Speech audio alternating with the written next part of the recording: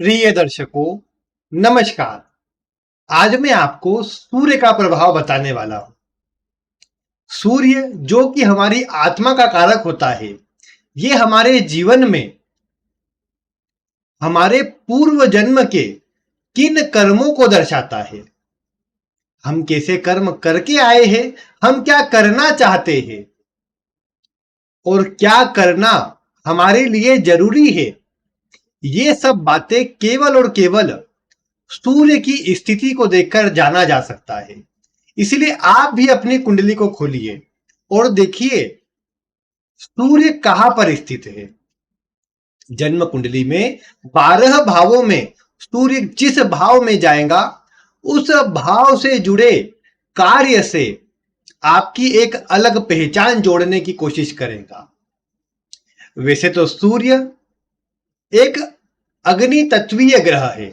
जिस भाव में होता है उस भाव को जलाने का कार्य करता है।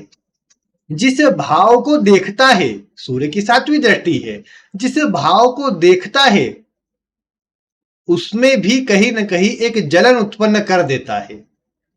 जैसे कि लग्न में सूर्य हो तो जातक के स्वभाव में गर्मी आ सकती है।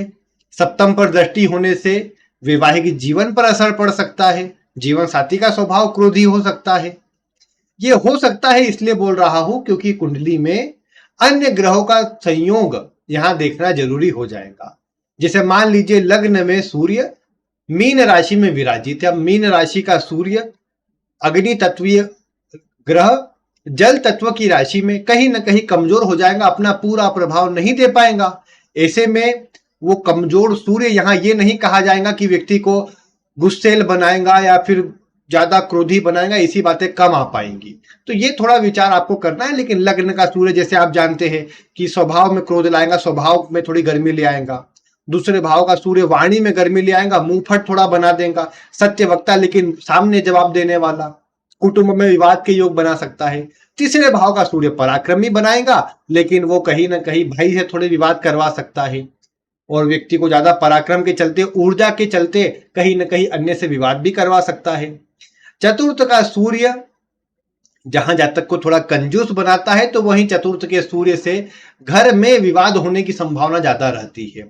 जातक को कई बार घर के लोगों का सहयोग कम मिले, माता का स्वास्थ्य खराब रहे। भले व्यक्ति माता से जुड़ाव कुछ बना रहे व्यक्ति का, लेकिन कई बार ये देखने को मिला कि माता से कहीं ना कहीं संबंधों में कमजोरी आ सकती है। माता के स्वास्थ्य में विशेष कमजोरी कई बार आ सकती है। पंचम में होगा तो पंचम भाव कहीं ना कहीं पेट का है, पेट में जलन, पेट में कहीं ना कहीं अग्नि, और साथ में पंचम भाव जो है वो आपकी संतान को, तो महिला की अगर कुंडली में होगा तो संतान उत्पत्ति में बाधा दे सकता है, संतान का स्वभाव क्रोधी बना सकता है। ये सब बातें यहां देखी जा सकती है। इसके अलावा छठे भाव में जहां आप जानते हैं कि सूर्य शत्रु हंता बनाता है, तो वहीं छठे भाव का सूर्य मामा वर्ग से तालमेल को खराब करता भी देखा गया है और जातक को अपने दम पर आगे बढ़ने वाला प्रभाव भी देता देखा गया है। तो ये कुछ बातें आ जाएंगी। सप्तम में जैसा मैंने कहा कि जीवन साथी को गुस्सेल बना दे, जीवन साथी से तालमेल कमजोर करे या उनके स्वास्थ्य में कमजोरी उत्पन्न करे, ये कुछ बातें आ सकती है। जनरल बातें बता रहा हूं मैं। अब पूरे इसलिए बता रहा हूं कि कुछ दर्शकों का मन होता है कि उन्हें पूरी जानकारी दी जाए, इसीलिए पूरी एक एक करके वीडियो बना रहा हूं। हालांकि ये विषय नहीं है, लेकिन सप्तम में हो तो आप समझ लीजिए कि ये कहीं ना कहीं जीवन साथी के स्वभाव में उग्रता, गर्मी, उनके स्वभाव को क्रशकाय बना दे, दुबला पतला उन्हें कर दे, स्वास्थ्य में कमजोरी दे, ऐसी सब बातें आ सकती है।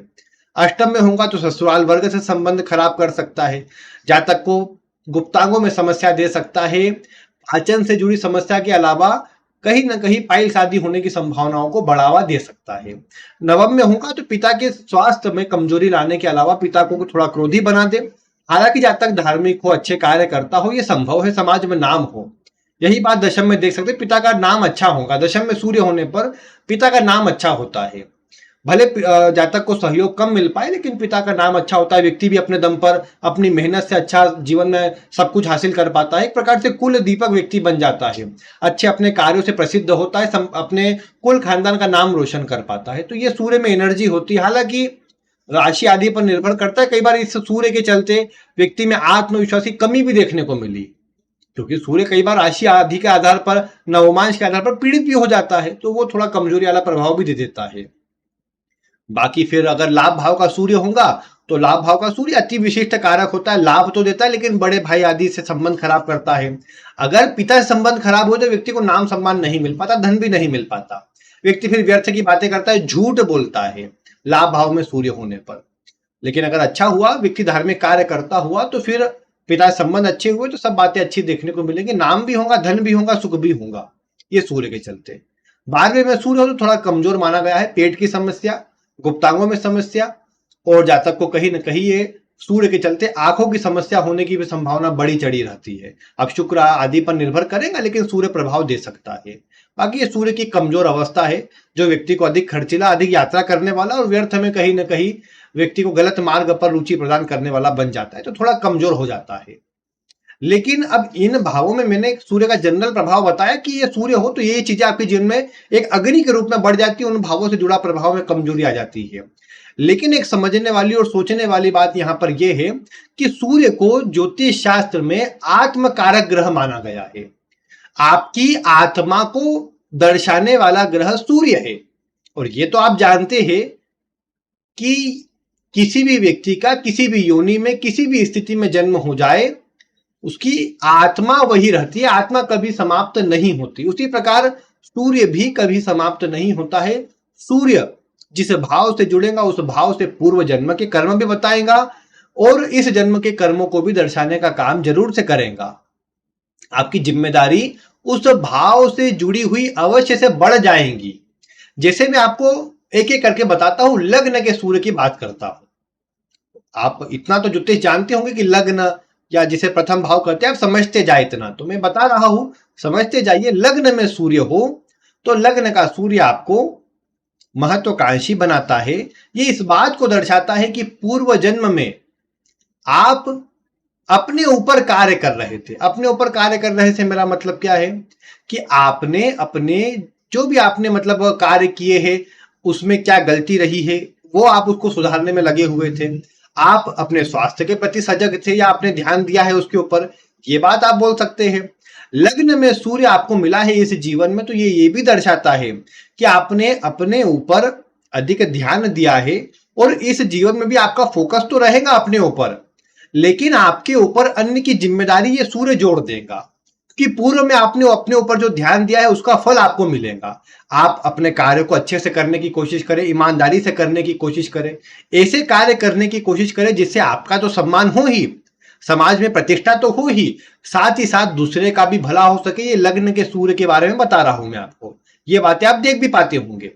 आपकी कुंडली में है लग्न में सूर्य, तो आप बताइए कि हाँ ऐसा होता है या नहीं। क्योंकि लग्न में सूर्य है तो एक बात तो पक्की है कि आपको अपना मान सम्मान प्रिय है, क्योंकि आप पूर्व में भी इसी के लिए कोशिश कर रहे थे कि आपको ये मिले, क्योंकि आपके लग्न में सूर्य है।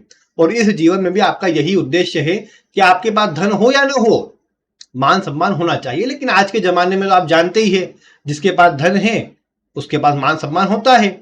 इसीलिए आपको अपने सूर्य को देखना चाहिए धन के लिए।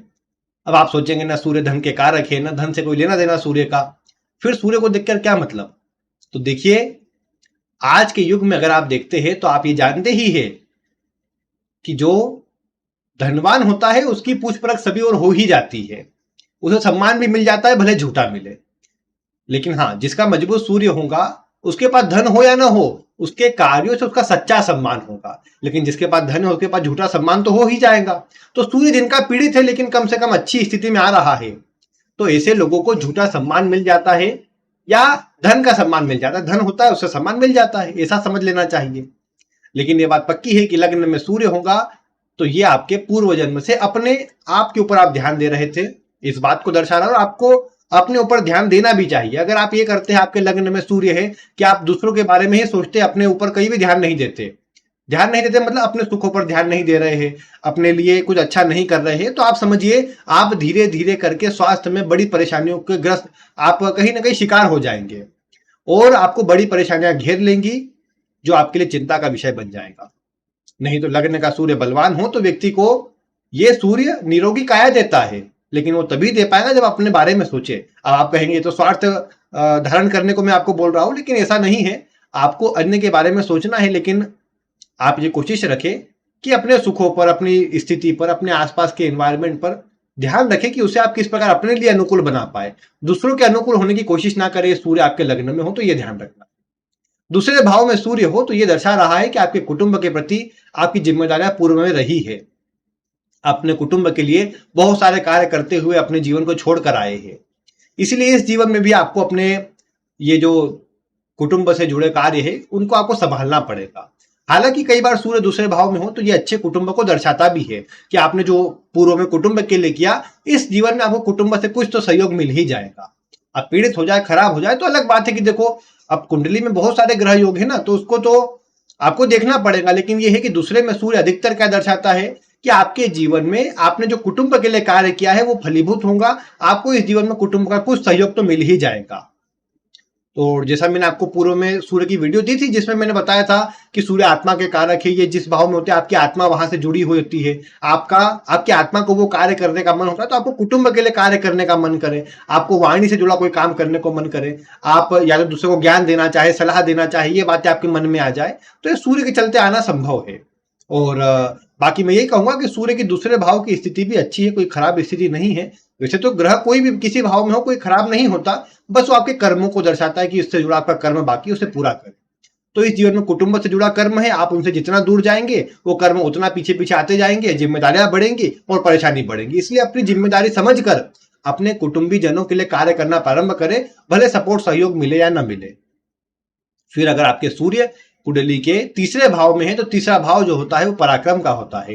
ये सूर्य ने आपको अच्छी ऊर्जा प्रदान करी है, जोश प्रदान किया है, आपको आगे बढ़ने के अवसर भी दिए हैं। यह सूर्य दर्शाता है कि अगर आपके कोई छोटे हैं, छोटे भाई बहन आदि, उनके लिए कुछ न कुछ करें, कार्य करते रहे, उनके लिए जो अच्छा हो सके वो करने का प्रयास करें। आपके पड़ोसी, आपके साथ रहने वाले, आप अगर कहीं पर रहते हैं, निवास करते हैं तो आपके आसपास जो लोग रहते हैं उनके लिए कुछ अच्छा कर सकते हैं तो उस पर विचार करें। आप अपने आसपास के लोग, अपने दोस्त मित्र आदि, इनके लिए जितना अच्छा अपने से करते रहेंगे उतना अधिक आपके लिए शुभ रहेगा। क्योंकि एक बात पक्की समझिए कि जो सूर्य होता है तीसरे भाव का, ये खराब रिजल्ट तब देता है जब व्यक्ति अपने आसपास के लोगों से संबंध खराब कर ले या अपने दोस्त मित्र आदि से संबंध खराब कर ले, जो उसके करीबी है उनसे संबंध खराब कर ले तो परेशानी आती है फिर। तो इसलिए उससे बच जाएगा तो ऐसे व्यक्ति को परिणाम अच्छा मिलेगा। और कई बार देखने को मिला कि तीसरे में सूर्य अच्छा हो, बलवान हो, शुभ हो तो व्यक्ति को अन्य लोगों का सहयोग मिलता है, क्योंकि पूर्व के जीवन में उनसे तीसरे भाव से जुड़ा मतलब व्यक्ति कर्म करके आया है, उसमें कुछ बातें रह गई है जिसे पूरा भी इस जीवन में करना है, जो कि मैंने बताया कि उनके लिए कार्य करें तो उससे दूर हो जाएगा। लेकिन उनका सहयोग भी कई बार मिल जाता है अच्छे कार्यों के चलते। तो ये काम व्यक्ति को अन्य की सहायता के रूप में करना चाहिए। चतुर्थ भाव में सूर्य आ जाएगा तो आपकी आत्मा जो है आपके घर से जुड़ना चाहेंगी। अब कई बार हो सकता है विडंबना ऐसी आ जाए कि आप तो रहना चाहते हैं अपने घर परिवार के साथ, लेकिन आपको परिस्थिति जन्म स्थान से दूर ले जा रही है, घर से दूर ले जा रही है, घर परिवार वालों से दूर ले जा रही है। ये हो जाता है कई बार। सूर्य जैसा मैंने कहा आत्मा का कारक है, तो आपकी आत्मा चतुर्थ भाव घर से, माता से विशेष एक अटैचमेंट फील करती है। चंद्रमा भी अगर ऐसी स्थिति में हुआ कि लग्न में हुआ, लगने से संबंध में हुआ, तो अवश्य इससे बात देखने को मिलेगी कि आप अपनी माता से, अपने घर से विशेष अटैचमेंट कहीं ना कहीं फील कर पाएंगे। ये इस बात को भी दर्शाता है कि आप अपने आसपास के लोगों से या जनता से, जो समाज के आसपास के लोग हैं, उनके प्रति आप अपने कोई कार्य को पूरा कर रहे थे जो कहीं ना कहीं अधूरे रहे हैं। इस जीवन में आपके मन में आएगा कि दूसरों की सहायता मैं करूं, दूसरों के लिए अच्छा तो मैं कर सकूं, ऐसा कोई काम करूं। समाज में नाम सम्मान आप बनाना चाहेंगे, लेकिन मुख्य उद्देश्य लोगों की सहायता के थ्रू होगा। ऐसा नहीं कि अच्छा धन कमाकर आप कहीं ना कहीं नाम कमाएं। ऐसी चीजें कम आ पाती है सूर्य के चतुर्थ में होने पर। ये बात आप देख पाएंगे। अपने ऊपर खर्च करने का प्रभाव कम देता है। जनता का चतुर्थ भाव है तो दूसरों के लिए सोचने का स्वभाव देता है, ये बात भी आती है। फिर एक और बात आप देख पाएंगे कि सूर्य अगर पंचम में हो तो ये पंचम का सूर्य आपको संतान से बहुत अटैच कर दे या फिर आपकी शिक्षा से बहुत अटैच कर दे। आपका मन लगा रहे शिक्षा में, आप कुछ नया नया सीखना चाहे, नए नए फैक्ट जानना चाहे। पूर्व जीवन में भी आप कुछ न कुछ सीख रहे थे जिसे आप अधूरा छोड़कर आए हैं, और इस कारण से आप कई बार देख सकते हैं कि आप किसी नए विषय को सीखते होंगे, जानते होंगे तो आप जल्दी उसे समझ जाते होंगे, क्योंकि पूर्व की ऊर्जा है आपके साथ में। कोई भी नया विषय सीखने पर, समझने पर जल्दी आप कैप्चर कर लेते होंगे। ये सूर्य का प्रभाव है पंचम भाव में। ये सूर्य इस बात को दर्शाता है। और आपके पंचम भाव से जुड़ी जो स्थिति है, हाँ ये है, कई बार आपको ये अन्य प्रेम आदि संबंधों में थोड़ा खराबी वाला प्रभाव दे दे, अंत में जाकर विवाद वगैरह की स्थिति या फिर अलग हो जाने वाली स्थिति, ब्रेकअप आदि देने का काम कर सकता है सूर्य। लेकिन अदरवाइज अगर आप देखेंगे तो सूर्य आपको दर्शाता है कि जीवन काल में एक अच्छा प्रभाव देने में सूर्य सक्षम है, और आपको अच्छे लोगों से, अच्छे कहीं ना कहीं क्षेत्रों से जोड़ने का प्रभाव भी दे सकता है। तो इसलिए मान सम्मान के लिए और सब चीजों के लिए सूर्य का प्रभाव अच्छा कहा जाएगा। और कहीं ना कहीं एक अच्छी स्थिति सूर्य की कही जाएगी। इसके अलावा आपको यही कोशिश करना चाहिए, आप छोटे बच्चों के लिए, आप कहीं ना कहीं अपने आसपास के जुड़े हुए लोगों के लिए, आपके प्रेमी जनों के लिए आप कुछ ना कुछ करते रहे, अच्छा करते रहे, तो उनके लिए कुछ अच्छा करने से आपके जीवन में चल रही परेशानी भी दूर होंगी, आपको नाम सम्मान मिलेगा, तरक्की भी आपको अच्छी मिल पाएगी। और इसके अलावा मैं ये कहूंगा कि सूर्य अगर कुंडली के छठे भाव में होंगे तो छठे भाव का सूर्य आपके शत्रु को, विरोधी को दर्शाता है। अब यह हो सकता है कि सूर्य के छठे भाव में होने से पूर्व में आपको शत्रु आदि ने परेशान किया, आप उनसे लड़ रहे थे, विवाद कर रहे थे, झगड़े कर रहे थे, उनसे अपना रक्षा कर रहे थे, अपना बचाव कर रहे थे। इस जीवन में आपके साथ ये होगा कि आपने जो पूर्व में बचाव किया है उससे आपके लिए प्रभाव ये आ जाएगा, या फिर ये बोल सकते हैं कि आपने पूर्व जन्म में अन्य से दूसरों की रक्षा करी है, जो विरोध कर रहे थे, परेशानी दे रहे थे, उनसे आपने अपनों की रक्षा करी है।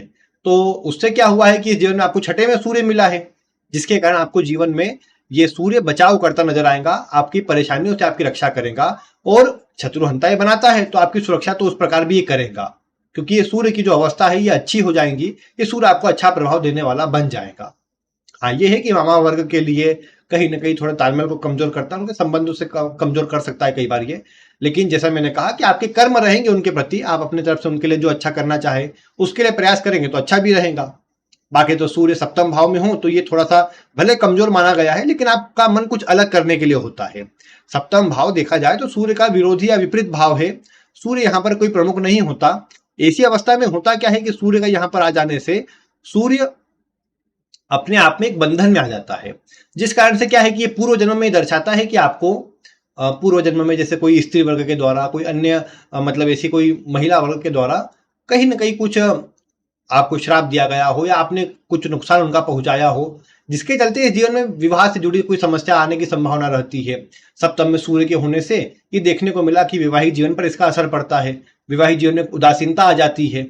और ये सूर्य आपको प्रेरित करता है कि आप अपने सुखों की अपेक्षा आप कोशिश ये करें कि आप अपने आध्यात्मिक क्षेत्र में बढ़े। सप्तम के सूर्य में आध्यात्मिक क्षेत्र बहुत कम आता है, इसे जोड़कर कहीं नहीं देखेंगे आप, लेकिन सूर्य चूंकि आत्मा का कारक है, ये आपको इस बंधन से तभी मुक्त कर सकता है जब आप आध्यात्मिक क्षेत्र में जुड़ जाए, बजाय आप बहुत अधिक महत्वाकांक्षी होने के और बहुत अधिक आप धन की लालसा रखने के। अगर आप अपने जीवन में आध्यात्मिक क्षेत्र में बढ़ेंगे तो ये सही वास्तविकता में आपकी उन्नति करवा पाएगा। अन्यथा क्या है कि ये सूर्य कई बार धन का लोभ अधिक प्रदान कर देता है, और उस लोभ में आकर आप अपने जीवन में अपने स्वयं के नैतिक मूल्यों से दूर हो जाए, जो कि आपके लिए खराब हो सकता है, फिर आगे आपको परेशानी दे सकता है, तो उससे बचना चाहिए। अष्टम भाव के सूर्य की बात करें जाए तो ये दर्शाता है कि आप पहले किसी प्रकार के रिसर्च में, कोई गहन अध्ययन मनन में आप लगे थे, साधना में लगे हुए थे आप, इसीलिए इस जीवन में आपका इन क्षेत्रों में रुचि जागृत हो, ये संभव है। आपने पूर्व में इस प्रकार के कर्म किए, कोई साधना करी है, जिसके चलते ये बात आप देख पाते होंगे कि सूर्य जिनके अष्टम भाव में होते हैं उनके सामने अधिकतर आप देख पाएंगे किसी की भी मृत्यु नहीं होती, मतलब उनके सामने तो कम से कम नहीं होती, वो कहीं चले जाए, उनके पीठ पीछे हो जाए, ऐसी बातें कई बार देखने को मिली। लेकिन अधिकतर मामलों में अष्टम में सूर्य अच्छा हो, शुभ हो, तो दर्शाता है कि व्यक्ति ने पूर्व में अच्छे कर्म किए हैं, जिसके कारण उसके सामने किसी की मृत्यु नहीं होगी। और ये बात सूर्य कम से कम अच्छी दर्शाता है, यानी मृत व्यक्ति की आयु को बढ़ाने वाला प्रभाव ये सूर्य देता है। ऐसा व्यक्ति पास में होने पर भी व्यक्ति के अंदर एक ऊर्जा आ जाती है, मरते को जीवित करने की ऊर्जा आप बोल सकते हैं, ये सूर्य प्रदान कर देता है। इसके अलावा आप देखेंगे कि सूर्य अगर कुंडली के नवम भाव में होंगे तो दर्शाता है कि हाँ, एक बात है कि अष्टम में सूर्य हो तो आपका कर्तव्य है कि आप अपने ससुराल वालों के लिए, कुछ गरीब लोगों के लिए जो शारीरिक रूप से विकलांग है, ऐसे किसी लोगों के लिए, ऐसी किसी संस्था के लिए आप कार्य करें, उन्हें जो अपनी ओर से अच्छा दे सके वो देने का प्रयास करें, जिससे आपको अच्छा परिणाम मिल पाएगा। सूर्य अगर कुंडली के नवम भाव में होंगे तो पिता के लिए आपके कर्तव्य बहुत है, पिता के लिए आपको बहुत कुछ कार्य करना है, धर्म के लिए बहुत कुछ कार्य करना है। आप पूर्व में इन्हीं से जुड़े हुए थे, तो अगर आप जुड़े हुए थे और सूर्य की स्थिति अच्छी है तो आप देख पाएंगे कि सूर्य के चलते आपको अपने पिता का सपोर्ट मिलेगा, पिता का सहयोग मिलेगा, साथ साथ अपने जीवन में आप अपने अच्छे मूल्यों को हासिल कर पाएंगे, अच्छे जीवन में आगे बढ़ पाएंगे आप, और न केवल सफलता बल्कि आप अपने जीवन में एक नाम सम्मान अच्छा हासिल कर पाएंगे, समाज में प्रतिष्ठा हासिल कर पाएंगे, जो लोग लंबे समय तक याद रखे वो बात आप देख पाएंगे। बाकी दशम में सूर्य होगा तो आप देख पाएंगे दशम का सूर्य आपको अपने जीवन काल में प्रसिद्धि प्रदान करता है, किस प्रकार अपने कार्यों से प्रसिद्धि प्रदान करता है। ये सूर्य भी थोड़ा मुंह फट, जल्दीबाजी बोलने वाला, मुंह पर बोलने वाला बना देता है, जिससे थोड़ा तालमेल कमजोर भी होते हैं, लेकिन कई बार सूर्य के चलते आपका कार्य करने का तरीका, आपका मान सम्मान अन्य को प्रभावित कर लेता है। पूर्व के कर्मों से इसे जोड़ेंगे तो दशम का सूर्य इस बात को दर्शा रहा है कि आप अपने जीवन में पूर्व में किसी राजा के लिए, किसी अच्छे व्यक्ति के लिए, किसी उच्च अधिकारी के लिए आप कार्य करते थे और आपने उनकी अच्छी सेवा की है, इसलिए इस जीवन में आपको अवसर दिया है इस प्रकृति ने कि आप अपने जीवन में अच्छा नाम कमा सके, अच्छी पहचान कमा सके।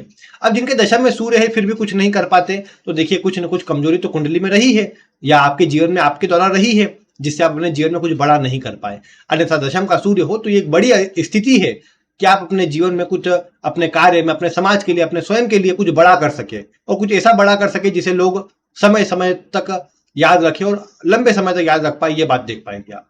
एकादश का सूर्य जो है, जैसा मैंने आपको शुरुआत में बताया कि ये सूर्य लाभ देने के लिए बहुत बढ़िया है, लेकिन आपके बड़े भाई आदि से, बड़े लोगों से आपके संबंधों को जोड़ता अवश्य है, लेकिन ये चाहता है कि आप उनका सम्मान करें।